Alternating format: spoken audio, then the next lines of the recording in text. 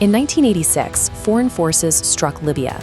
In 2002, they toppled the regime in Iraq. And by 2014, the map of Syria was being forcibly redrawn. For decades, global superpowers have demonstrated their ability to alter the destiny of Middle Eastern nations at will. But one nation has remained an untouchable anomaly. Despite constant pressure and shifting alliances, Iran has successfully resisted both superpower control and foreign occupation.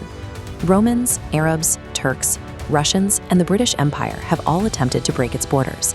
Yet for the last 600 years, Iran has not surrendered a single inch of its territory to an invader. So what makes this specific geography functionally impossible to conquer? Iran operates as a 1.6 million square kilometer fortress, surrounded by massive walls that were built by the earth itself. A land invasion from the west would immediately hit a literal wall.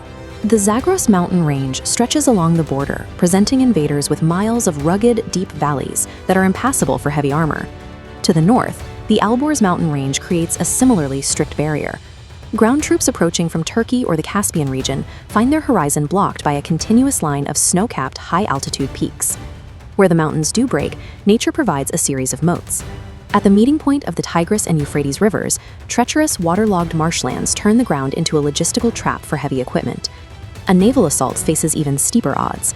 Most of Iran's 2,815-kilometer coastline consists of rocky cliffs dropping directly into the sea, providing natural cover and blind spots for hidden missile batteries. These natural choke points bottleneck any perimeter assault, stripping a modern mechanized force of its speed and tactical momentum before it reaches the interior. Geography gives Iran a unique lever, the Strait of Hormuz. Because of the V-shaped coastline, Iran controls this maritime choke point. Any attack allows them to instantly close a strait, responsible for 20% of the world's oil supply. Analysts estimate that shutting down this single lane would instantly remove $6 trillion from the global economy, making an invasion a risk to the stability of the entire planet. If an army somehow breaches the mountain borders, they don't find fertile plains, they enter the unlivable Dasht-e-Kavir. It is a massive, desolate landscape of jagged rock and salt flats, where heat and thirst do the work of a defending army. This is the concept of strategic depth. Iran's major population centers and capital are not located near the vulnerable frontiers. They are shielded by these deep rings of defensive terrain. This geography weaponizes time.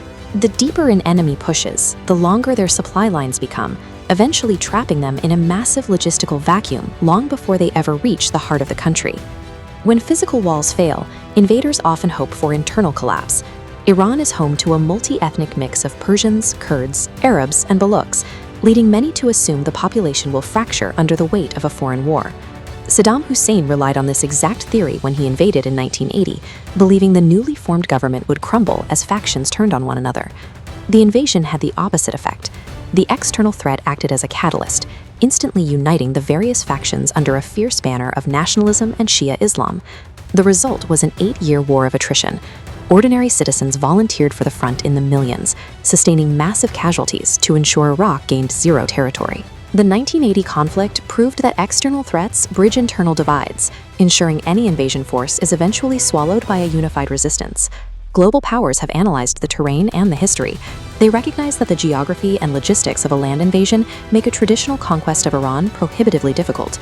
Because a direct military solution is off the table, adversaries are forced to rely on indirect tactics, heavy economic sanctions, and long-term political isolation. But there is an irony to this geography. The same mountains and deserts that keep foreign invaders out also serve to cage Iran's military in, making it difficult for them to project traditional power beyond their borders. To bypass this geographic cage, Iran has spent decades building a network of proxy militias, allowing them to exert influence across the Middle East without ever marching their own army over the mountains. Iran remains the ultimate geographic fortress. It is a nation that is nearly impossible to enter by force, but one that is forced to fight its battles far from its own impenetrable walls.